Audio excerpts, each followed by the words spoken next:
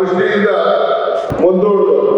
ಆದರೆ ಅಸೆಂಬ್ಲಿ ಹೋಗಿರೋ ಮುಂಚಿತವಾಗಿ ಶಿಗ್ಗಾಂವ್ ಮತ್ತು ನಮ್ಮ ಈ ಬಳ್ಳಾರಿಯಲ್ಲಿ ಏನು ಸಂಡೂರಿದೆ ಅವೆರಡೂ ಕೂಡ ಒಂದು ದಿನ ಹೋಗಿ ನಾನು ಮುಖ್ಯಮಂತ್ರಿಗಳು ಅಭಿನಂದನೆ ಸಲ್ಲಿಸುವಂತ ಕೆಲಸವನ್ನು ನಾವು ಮಾಡಿದ್ದೇವೆ. ಇವತ್ತು ಮುಖ್ಯಮಂತ್ರಿಗಳು ಹೊರಡ್ತಾ ಇದ್ರು. ಬೆಳಗ್ಗೆ ಅವರಿಗೆ ಕಾಲು ಹುಡುಕಿ ನಮ್ಮ ಮಣಿಪಾಲ್ ಆಸ್ಪತ್ರೆಗೆ ಹೋಗಬೇಕಾದಂತ ಪರಿಸ್ಥಿತಿ ಬಂತು. ಅನಿವಾರ್ಯತೆಯಿಂದ ಇವತ್ತು ಆ ಕಾರ್ಯಕ್ರಮಕ್ಕೆ ನಿಮ್ಮನ್ನೆಲ್ಲ ಉದ್ದೇಶಿಸಿ ಮಾತಾಡಕ್ಕೆ ಅವರು ಬರಕ್ಕಾಗಲಿಲ್ಲ. ಆದರೆ ಇವತ್ತೆಲ್ಲ ನಮ್ಮ ನಾಯಕರುಗಳು ಏನು ಸ್ಟೇಜ್ ಇದ್ದಾರೆ, ಇನ್ನು ಬಹಳ ಜನ ನಾಯಕರುಗಳು ಮಂತ್ರಿಗಳೆಲ್ಲ ಕೂಡ ಬಂದು ಅಹೋರಾತ್ರಿ ದುಡಿದು ನಿಮ್ಮ ಹೃದಯವನ್ನು ಕೇಳಿದ್ರು. ಅವರು ಕೂಡ ನಮ್ಮ ಚುನಾವಣೆಯಲ್ಲಿ ವೇದಿಕೆ ಇರೋರು ಮತ್ತು ಬೇರೆಯವರೆಲ್ಲ ಕೂಡ ಕಳಿಸಿ ಸಹಕಾರ ಕೊಟ್ಟಿದ್ದಾರೆ.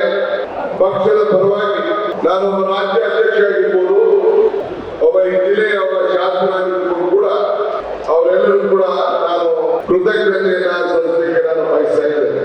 ನಾನು 89ರಿಂದ ಈ ಜಿಲ್ಲೆಯ ಶಾಸಕರಾಗಿ ಕೆಲಸ ಮಾಡ್ತಾ ಇದ್ದೇನೆ. ಈ ರಾಮನಗರ ಜಿಲ್ಲೆ, ದಕ್ಷಿಣ ಜಿಲ್ಲೆ ಏನಿಗೆ ಹೊಸ ಕರೀತಾ ಇದ್ದೇನೆ, ಅದನ್ನೇ ಎತ್ತಿದ್ದು.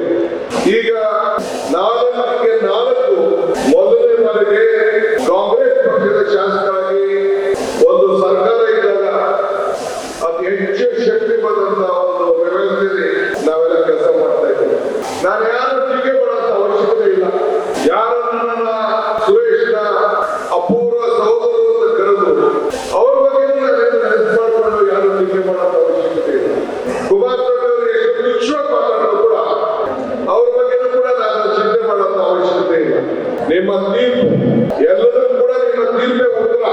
ಮಾನ್ಯ ಶ್ರೀ ದೇವೇಗೌಡರಿಗೂ ನಿಮ್ಮ ಉತ್ತರ, ಯಡಿಯೂರಪ್ಪನವರಿಗೂ ನಿಮ್ಮ ಉತ್ತರ, ಕೇಂದ್ರ ನಾಯಕರಾದಂತ ಬಿಜೆಪಿ ನಾಯಕರಿರ್ಬೋದು, ಜನತಾದಳದ ನಾಯಕರಿರ್ಬೋದು, ನಿಮ್ಮ ಮಾಜಿ ಶಾಸಕರಾದ ಕುಮಾರಸ್ವಾಮಿ ಇರ್ಬೋದು, ಎಲ್ಲದಕ್ಕೂ ಕೂಡ ನಿಮ್ಮ ತಟ್ಟೆ ಮನೆ ಏಟೆ ಬರೀ ಚನ್ನಪಟ್ಟು ಉತ್ತರ ಮಾತ್ರ ಕೊಟ್ಟಿದ್ದಲ್ಲ, ಇಡೀ ರಾಷ್ಟ್ರಕ್ಕೆ ನೀವು ಉತ್ತರವನ್ನು ಕೊಟ್ಟಿದ್ದೀರಿ. ಅದಕ್ಕೆ ಒಂದು ಕೋಟಿ ನಮಸ್ಕಾರಗಳನ್ನು